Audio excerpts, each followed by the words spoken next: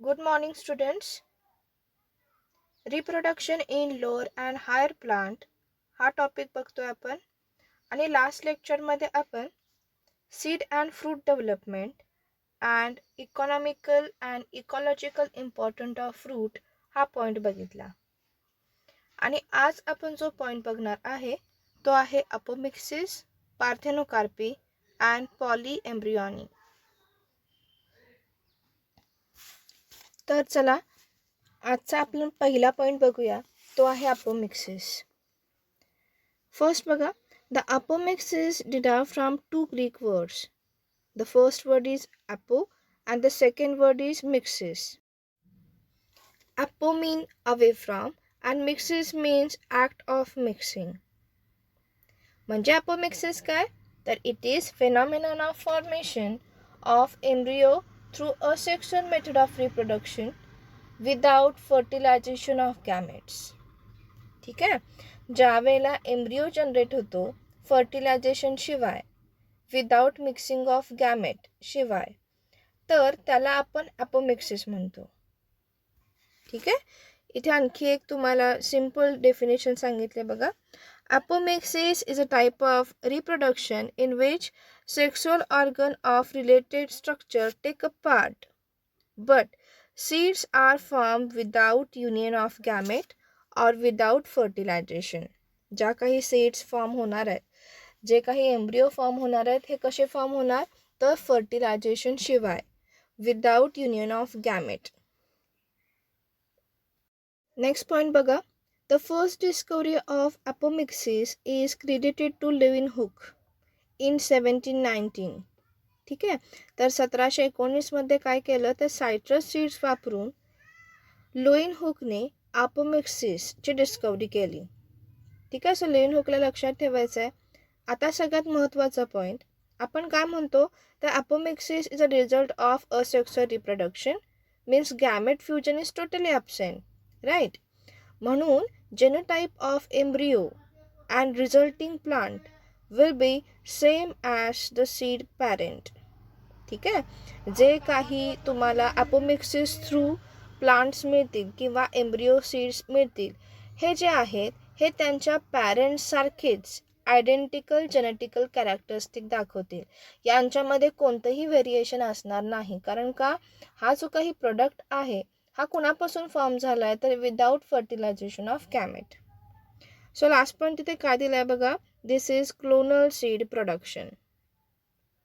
समजते clonal seed production म्हणजे काय, ईच अँड एव्हरी सीड जी आहे जो अपोमिक्सिसचा रिझल्ट आहे, यांच्यामध्ये जेवढ्या सगळ्या जेनेटिकल कॅरेक्टरिस्टिक असतील यांच्यामध्ये काही चेंजेस असणार नाहीत. कारण का, it is a method of asexual reproduction. त्याच्यामुळे त्यांच्या पॅरेंट्सचे आणि ऑफस्प्रिंग्सचे जे काही गुणधर्म असतील, जे काही कॅरेक्टरिस्टिक असतील, ते ॲज इट इज असतील. त्यांच्यामध्ये कोणत्याही टाईपचं व्हेरिएशन असणार नाही. आता परत एकदा सांगते अपोमिक्सिस बघा, it is phenomenon of formation of embryo और formation of seed through asexual method of reproduction without formation of gametes. ठीक आहे, आता अपोमिक्सिस मधला आपण नेक्स्ट पॉइंट बघूया, तो आहे अपोगॅमी अँड अपोस्पोरी. आता सगळ्यात पहिल्यांदा आपण अपोगॅमी म्हणजे काय बघूया. बघा, in apomixis when gametophyte organ or gametophyte cell, which is also known as sex cell, produce embryo like structure without fertilization, it is known as apogamy. ठीक आहे, ज्या वेळेला sex cell embryo like structure form करतात पण without fertilisation शिवाय, त्यावेळेला त्याला आपण म्हणतो अपोगॅमी. ठीक आहे, तर एम्ब्रियो जो आहे, एम्ब्रियोमध्ये जो न्यूक्लियोलस आहे हा काय करतो तर एक स्ट्रक्चर तयार करतो, एम्ब्रियोसारखं स्ट्रक्चर तयार करतो, त्याला आपण काय म्हणतो अपोगॅमी. पण इथे फर्टिलायझेशन टोटली ॲब्सेंट असतं. नेक्स्ट वन थिंग बघा, similarly when diploid sporophyte cell produce diploid gametophyte without undergoing meiosis is called apospory. आता अपोस्पोरी म्हणजे काय बघा, तर मेगास्पोर मदर सेल किंवा मायक्रोस्पोर मदर सेल हे काय तयार करत असतात, तर सेक्स सेल किंवा सेक्स गॅमेट्स तयार करत असतात. आणि गॅमेट्स नेहमी हॅप्लॉइड नेचरचे असतात. पण ॲपोमिक्सिसमध्ये काय होतं, तर हॅप्लॉइड गॅमेट जनरेट न होता ज्या सेल्स मेगास्पोर मदर सेल किंवा मायक्रोस्पोर मदर सेल जनरेट करत असते त्या डिप्लॉइड नेचरच्याच असतात. हॅप्लॉइड नेचरच्या नसून त्या डिप्लॉइड नेचरच्याच असतात. तर असा जो फिनॉमिनन आहे जो ॲपोमिक्सिसमध्ये होतो त्याला म्हणतात अपोस्पोरी. बघा परत एकदा सांगते, when diploid sporophyte cell is nothing but megaspore mother cell और microspore mother cell produce diploid gametophyte without undergoing meiosis is called apospory. लक्षात येते. आणि हे जे काय अपोस्पोरी आहे हा फेनॉमिनन जो आहे हा जनरली ऑरेंजेस आणि मँगो प्लांट्समध्ये दिसून येतो. आता लक्ष द्या, ॲपोमिक्सिसचे जनरली 3 टाईप आपण कन्सिडर करतो. पहिला टाईप आहे नॉन करंट, दुसरा आहे करंट ॲपोमिक्सिस आणि थर्ड वन जो काही आहे टाईप तो आहे ॲडव्हान्टेजियस एम्ब्रियॉनी. ठीक आहे. तर आता आपण पहिला टाईप बघतोय तो आहे नॉन रिकरंट ॲपोमिक्सिस. बघा, embryo develop from any cell of embryo sac. ठीक आहे, which is generally haploid. Embryo जो आहे हा एम्ब्रियो कशापासून डेव्हलप होतो, तो एम्ब्रियो सॅकपासून डेव्हलप होतो. पण जनरली तो कसा असतो, हॅप्लॉइड असतो. कारण का, इथे 2 गॅमेटचं फ्युजन झालेलं नाही आहे, झायगोट जनरेट झालेला नाही आहे. म्हणून एम्ब्रियो जो आहे हा कसा आहे, हॅप्लॉइड नेचरचा आहे.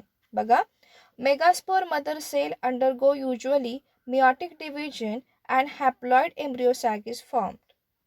जे मेगास्पोर मदर सेल्स आहेत ज्या जनरली एक सेल जनरेट करतात, तर ह्या मेगास्पोर मदर सेल काय करतात, तर मियोटिक डिव्हिजन दाखवतात आणि हॅप्लॉइड एम्ब्रियो सॅक फॉर्म करतात.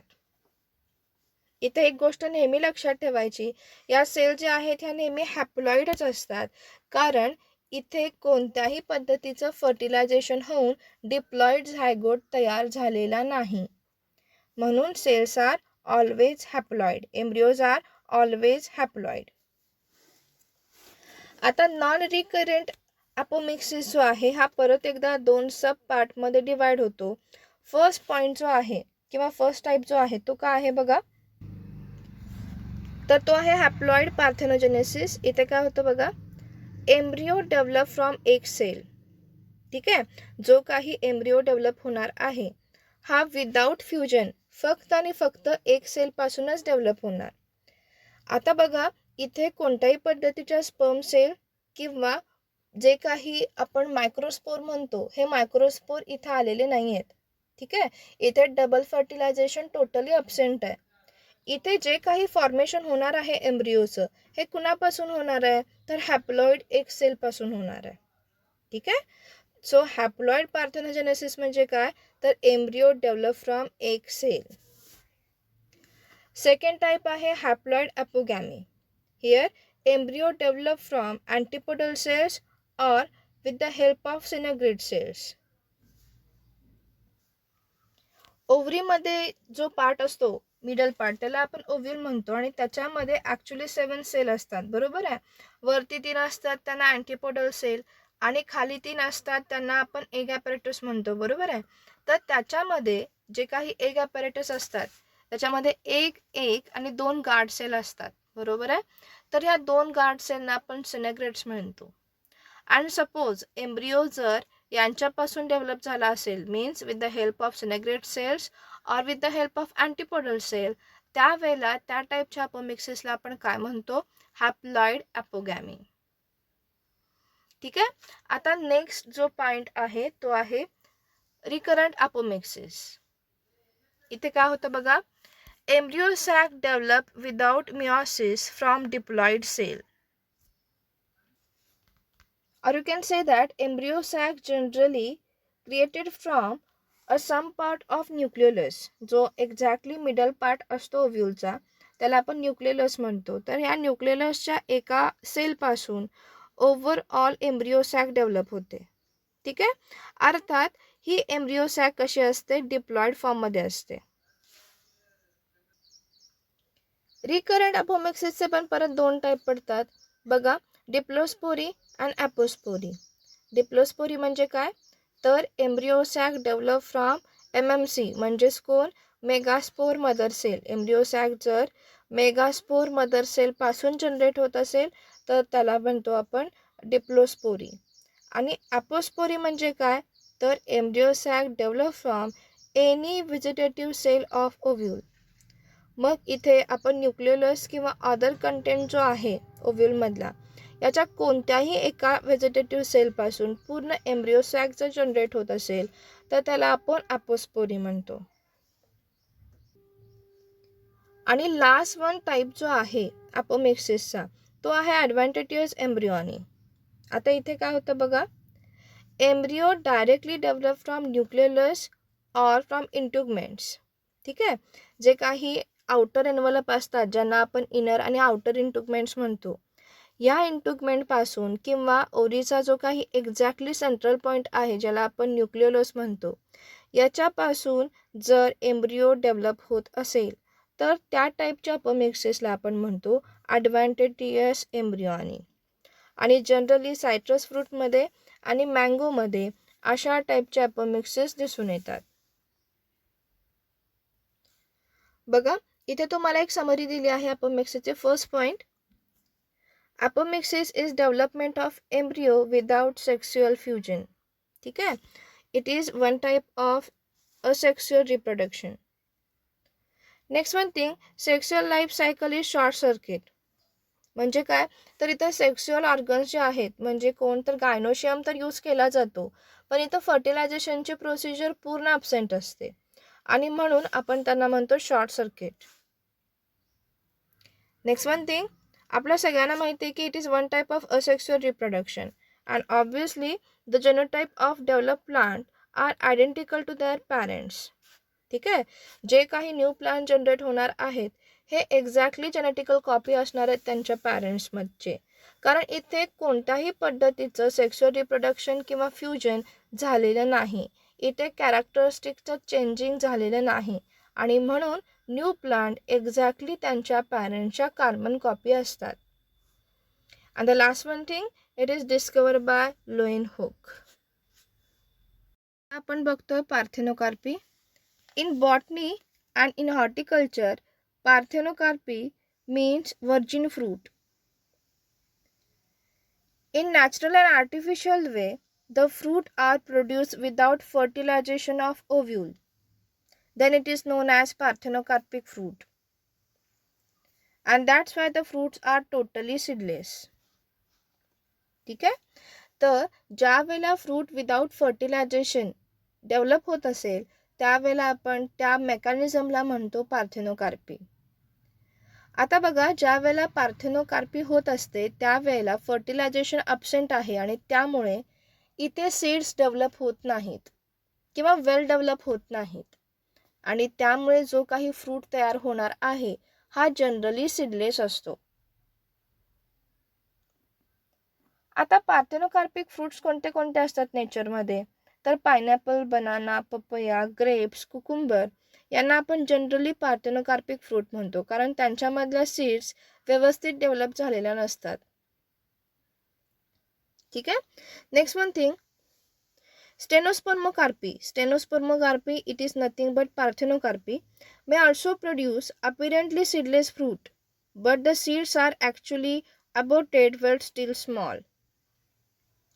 आता इथे त्यांनी आपल्याला काय सांगितले, भले जरी आपल्याला पार्थेनोकार्पिक फ्रूट सीडलेस जरी वाटत असले पण ते ॲक्च्युली सीडलेस नसतात, तर त्यांची डेव्हलपमेंट जी आहे ही डेव्हलपमेंट फुल झालेली नसते. आपण सगळ्यांनी बनाना बघितला असेल, बनानाचा जर आपण ट्रान्सफर सेक्शन घेतला तर तिथे आपल्याला छोटे छोटेसे काळे स्पॉट बरोबर सेंट्रल पॉईंटला दिसतात. त्याचबरोबर जर आपण कुकुंबरचे काही सेक्शन घेतले तर तिथे सुद्धा आपल्याला एकदम छोटेसे सीड लाईक प्रोजेक्शन दिसतात. हे ॲक्च्युली सीडच आहेत पण त्या वेल डेव्हलप झालेल्या नसतात. लक्षात येत आहे, म्हणजे इथे काय सांगायचं आहे, जरी पार्थेनोकार्पिक फ्रूट आपल्याला सीडलेस भासत असले तरी सुद्धा त्यांच्यामध्ये सीड्स ह्या असतात पण त्या वेल डेव्हलप झालेल्या नसतात. तर नेक्स्ट पॉईंट बघा, the process where fruits are form in a flower which hasn't go through the process of fertilisation is known as parthenocarpy. ठीक आहे. तर इथे परत आपल्याला सेम थिंग सांगितले की ॲक्च्युली पार्थेनोकार्पी म्हणजे काय, ज्या वेळेला फ्रूट्स जनरेट होत असतात विदाउट फर्टिलायझेशन त्यावेळेला आपण त्याला पार्थेनोकार्पी म्हणतो. आणि जर आपल्याला पार्थेनोकार्पिक फ्रूट आर्टिफिशियली पाहिजे असतील तर त्यावेळेला फार्मर्स काय करतात, तर त्या फ्रूटवरती ऑक्झिनचा स्प्रे मारतात. ठीक आहे.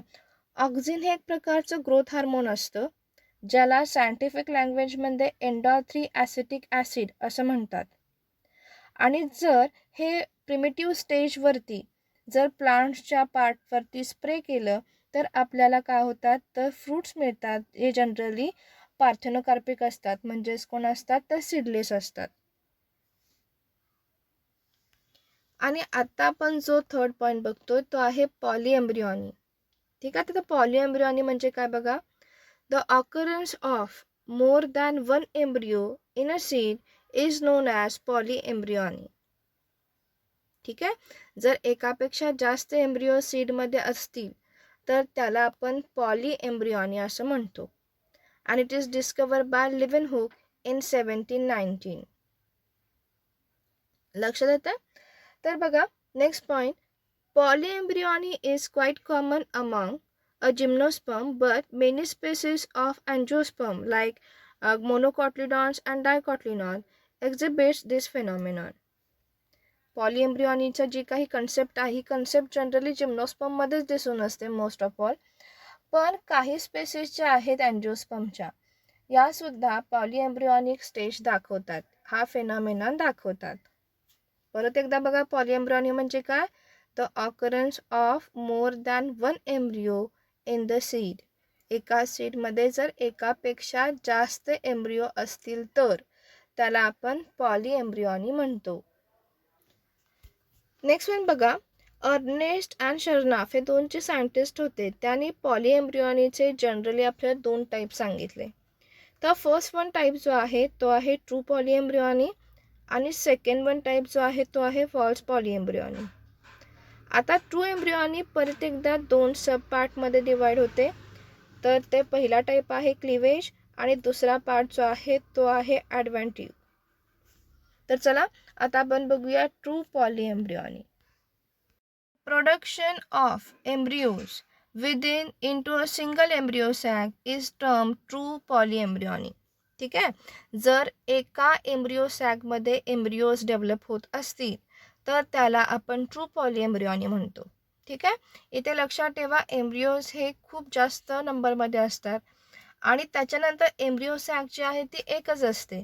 या एका सॅकमध्ये जर एम्ब्रियोज डेव्हलप होत असतील तर त्याला आपण ट्रू पॉलीएम्ब्रियॉनी असं म्हणतो. ठीक आहे. आता पॉलीएम्ब्रियॉनीचे ट्रू पॉलीएम्ब्रियॉनीचे काय करूया, आपण टाईप्स बघूया. तर ट्रू पॉलीएम्ब्रियॉनीचा पहिला टाईप जो आहे तो आहे क्लिवेज पॉलीएम्ब्रियॉनी. इथे काय होतं, where embryos arise within an embryo sac either by cleavage of the egg or from synagrates, antipodal or endosperm. तर त्याने आपल्याला इथे काय सांगितले बघा, एम्ब्रियोज जे आहेत हे एम्ब्रियोज एकाच जर एम्ब्रियो सॅकमध्ये तयार होत असतील तर त्याला आपण ट्रू पॉलीएम्ब्रियॉनी म्हणतो. तर क्लिवेज पॉलीएम्ब्रियॉनी जो जनरली ट्रू पॉलीएम्ब्रियॉनीचा टाईप आहे, इथे काय होतं, तर एम्ब्रियो जनरली कुणाकुणापासून डेव्हलप होतात, एक तर अँटीपोडल सेलपासून किंवा सिनेग्रेट सेलपासून किंवा एंडोस्पर्मिक सेलपासून, ज्याला जनरली आपण मेगास्पोर मदर सेल म्हणतो. तर या तिघापासून जर एम्ब्रियोज तयार होत असतील तर त्याला आपण क्लिवेज पॉलीएम्ब्रियॉनी असं म्हणतो. ठीक आहे. ॲज वेल ॲज क्लिवेज पॉलीएम्ब्रियॉनी आणखी कोणापासून तयार होऊ शकतात, तर क्लिवेज ऑफ एगपासून सुद्धा त्या तयार होऊ शकतात. नेक्स्ट वन जो ट्रू पॉलीएम्ब्रियॉनीचा टाईप आहे तो आहे ॲडव्हान्टेटियस पॉलीएम्ब्रियॉनी. सोपा बघा, where embryos develop from tissues present outside the embryo sac. Embryos कुणापासून डेव्हलप होणार आहे, जर एम्ब्रियो सॅकच्या बाहेरच्या टिश्यूपासून जर एम्ब्रियोज तयार होत असतील तर त्याला आपण म्हणतो ॲडव्हान्टेटियस पॉलीएम्ब्रियॉनी. लक्षात ठेवा, outside the embryo sac, tissues present at outside the embryo sac. Next one जो टाईप आहे तो आहे फॉल्स पॉलिएम्ब्रियॉनी. इथे काय सांगितले बघा, in this type include the case in which 2 or more embryos are formed as a result of development of aposporic embryo sac. तर इथे काय सांगितलंय बघा, जर एम्ब्रियोज फॉर्म होत असतील कुणापासून, तर development of aposporic embryo sac. Aposporic embryo sac म्हणजे काय, तर embryo sac can produce embryos without fertilisation. अशी जर कंडिशन असेल तर त्याला आपण अपोस्पोरिक एम्ब्रियो सॅक म्हणतो. आणि इथं डेव्हलपमेंट ऑफ एम्ब्रियो कुणापासून झालेलं आहे किंवा एम्ब्रियोचं फॉर्मेशन कुणापासून झालेलं आहे, तर अपोस्पोरिक एम्ब्रियो सॅकपासून.